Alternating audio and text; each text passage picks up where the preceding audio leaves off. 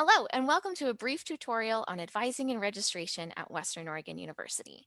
My name is Gabby. I am a academic success advisor with Student Success and Advising, and my pronouns are they, them, theirs. Hi there, my name is Ariel Zimmer Sewell, pronouns she, her, hers, and I'm an educational advisor in the Student Enrichment Program. By the end of this video, you are going to be fully informed and prepared for your registration advising appointment. Western Oregon University has mandatory advising, which means around week 5, there's a lock or a hold placed on your account that prevents you from registering for the following term's classes. Now, you registered every term during week 8. Sometimes you might be registering in week 7 if you've got priority registration privileges. But otherwise, you're looking to meet with your advisors every term between week 5 and week 7 in order to register for the following term. Now let's talk about what we need to do before those advising appointments, Ariel. So, number one, you're going to want to make an appointment with your advisor, and we'll go over how to do that in just a minute. 2, review your degree tracks and write down the classes that you need to take. 3, make a list of scheduling considerations. 4, use the schedule planner to draft your schedule, and you also want to, number 5, check for any holds that may prevent you from registering. So, how to find your advisor? You're going to want to log in to DegreeTracks through WolfWeb, and there is a section on the top of your DegreeTracks where it will say advisors, and here you may see one or more advisors listed. In this example, you'll see that it's indicated that it's a major advisor, but you may also see names like mine for SEP or other programs. Types of advisors. So, when you're at Western, you could see one or more types of advisors depending on the programs that you are enrolled in. First, your faculty advisors will remove advising holds for your major. Academic success advisors through Student Success and Advising will remove advising holds for pre-nursing and exploratory majors as well as academic standing holds. Educational advisors in the Student Enrichment Program will remove an advising hold for exploratory students who are in the SEP program. Advisors in MSSP will remove the Multicultural Student Services hold for diversity scholars, bilingual teaching scholars, and those in the on-track program.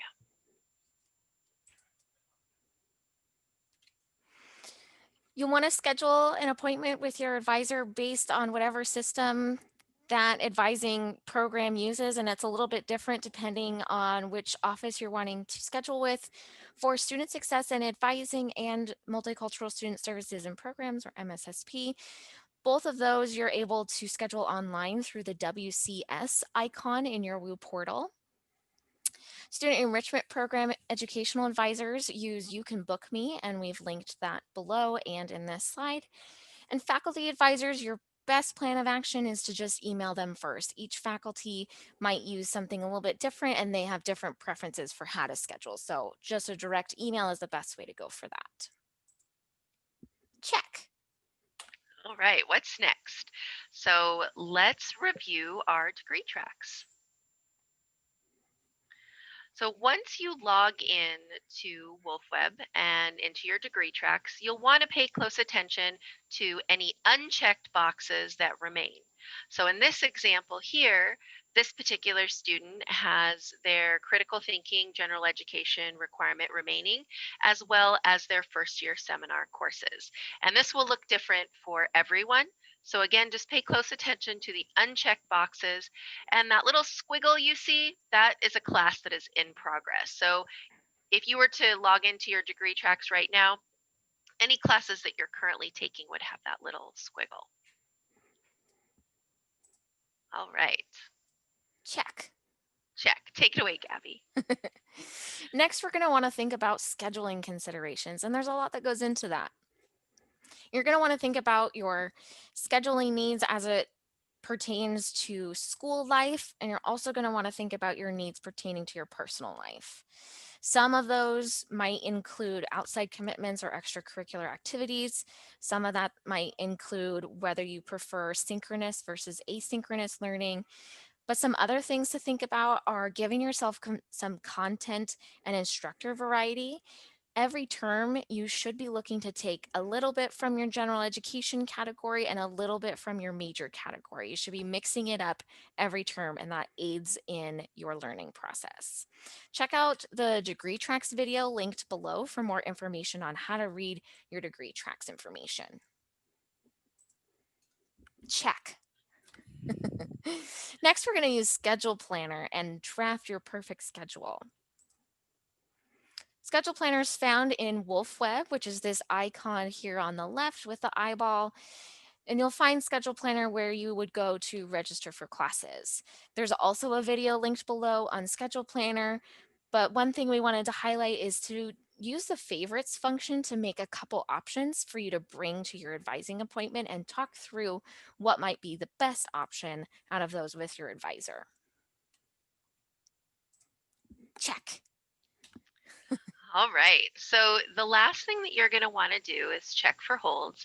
This is really important because these particular holds will prevent you from registering, and you may have some things you need to do according to your hold. So, for example, if you see an academic standing hold, you'll want to make an appointment with SSA, Student Success and Advising. If you see an accounts receivable hold or AR hold, you'll want to go to the business office, and that may mean you need to set up a payment plan or you have a balance remaining on your account. And then if you have a student affairs hold, this usually pertains to a module called You Got This that you need to complete before that hold is removed, and you'll go to the VP of Student Affairs to have that removed. Check. Wow, we've got a lot done. We're prepared. You get a gold star for getting all of that done before your advising appointment. This shows your advisor that you are really prepared and you really care about what's going on. Yeah, and we hope that by going through this video, it'll walk you through the steps that you need to take, and you can walk in. Well, I guess you wouldn't be walking into your advisor's office right now, but you can be prepared with a list of classes and considerations to make your time with your advisor that much more efficient. Let us know if you've got any other questions and take a look at all of the videos we've linked below. And happy registration season. Thank you. Bye bye.